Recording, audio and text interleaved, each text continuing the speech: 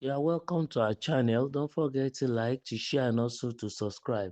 In the news today, Ajero must go.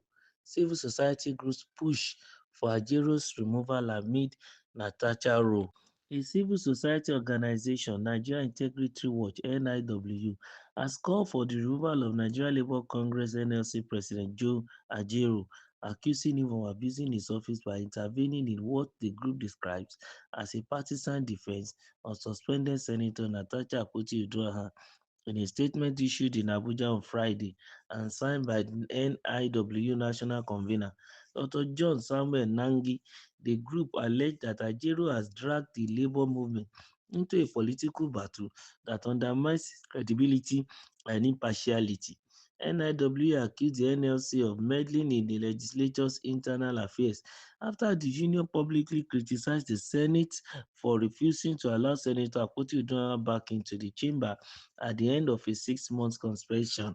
Earlier this week, the NLC has denounced the Senate's position as a descent into legislative dictatorship and democratic anarchy, insisting the senator's suspension had expired and therefore no longer had legal effect.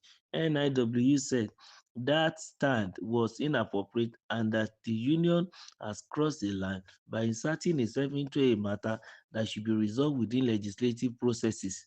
NIW further accused the suspended senator of flouting a federal high court ruling that reportedly required her to issue a public apology and pay a 5 million naira fine.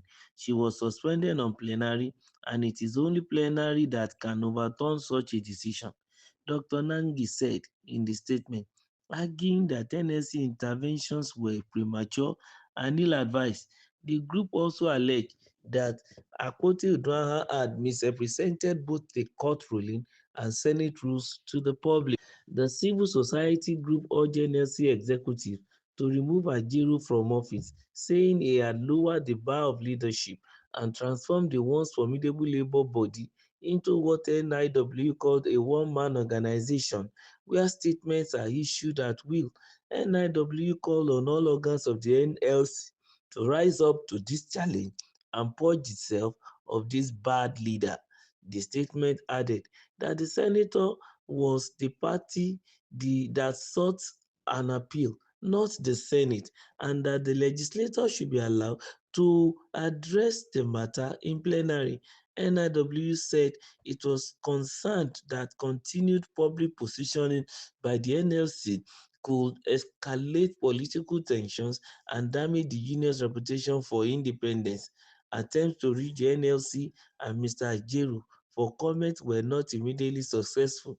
The NLC's public criticism of the Senate and NIW's demand for Ajero's removal marked the latest developments in an unfolding dispute involving the senator, the judiciary, and the legislature.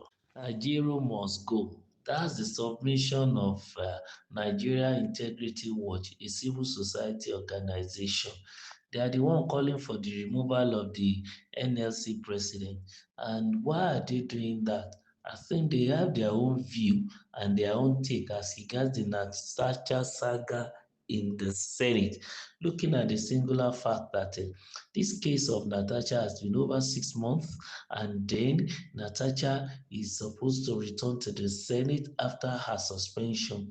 But during the so-called suspension, she went to court, and then the court made some declaration as regards her situation. But as of today, Natasha also has appealed even the submissions or the judgments of the court, which is yet to also sit on a matter. And then the Senate has decided to go by the rule. For example, during the first approach of the court gave judgment that Natasha should, number one, apologize to the court for, contempt of court, that while the process is still going on in court, she also, posted something on her personal Facebook, and which she's supposed not to do so because already the matter is in court. And then she was asked to, tender an apology to the court and also fined to the tune of 5 million naira to be paid into the government coffers. And also, the apology she's going to tender to the court must be published in two national dailies and then one on our own, Facebook page. That's our social media handle. And Natasha is feeling that, well, these things didn't go well with her.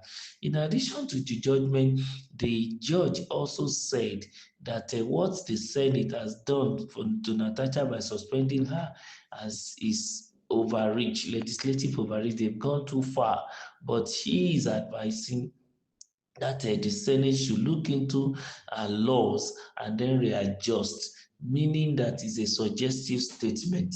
But the Senate decided to pick it as a suggestive statement and not an order, that it is a judgment that must be carried out purportedly.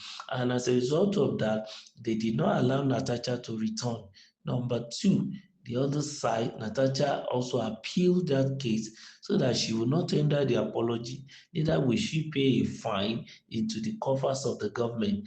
And as long as the matter is now in court again before the Court of Appeal, the Senate is standing on sub judice that if he decides that Natasha should be, admitted into the Senate chamber after the 6 months that was slammed on her had expired, then it means that the court is sub judice and then they will have no effect. And the court itself is a member of the third arm of government, which is judiciary. While the legislature too is an arm of government, the second hand, they need to work in tandem just to make sure that our constitution is upheld. Well, those are the submissions of both parties. But in case of Natasha, she believes that even though she has appealed the judgment of the court, it is also clear that the time of suspension has expired. Why should she suffer a double tragedy in this situation as far as the law is concerned? At least she should be allowed to return to Senate and then resume plenary. But now it seems as if the Senate have some other agenda that they don't want the woman to come back. Or maybe they just want to make sure they cow her to apologizing and then coming in. Because there are so many intrigues and many issues that are not clear to the general public. And as a result of that, the NLC President Joe Ajero decided to come forth and make sure that this impunity and dictatorship that is being, used by the Senate or exhibited should be stopped. And that is what brought about NLC coming into the matter, knowing fully well that it is not the single senator that is affected, but the people of Kogi Central. They are being, disenfranchised and hindered from participating in legislative proceedings and also enjoying even inputs of the federal government in their day-to-day life, since their representative is not allowed even to join even the Senate. And I think it's a real thing to look into.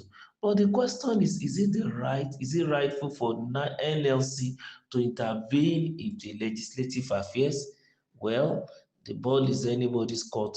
Let's wait and see how the whole thing will eventually unfold. Don't forget to like, to share, and also to subscribe to our channel.